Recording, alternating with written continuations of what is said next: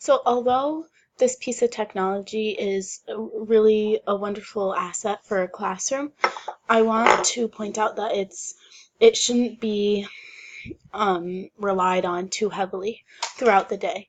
Um, I think it's really important to find a balance in how much you are using the internet, um, especially with something like this where GoNoodle, where you watch a lot of videos, and it has a lot to do with looking at a screen, which isn't necessarily bad, but it all depends on how often you do it. So one thing I saw last year was it only applied to a few teachers, but a lot of them would overuse GoNoodle to the point where it wasn't really for educational purposes anymore.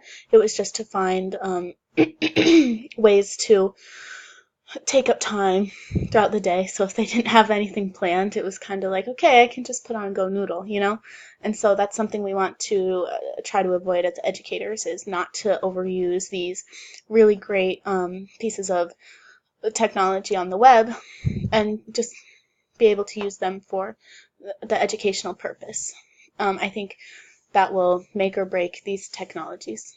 And if we set a really good example for these technologies, then we're setting ourselves up for success in the future. So that way we get more support in the classroom when using these. So it's not just because we're not just using them to take up space throughout the day.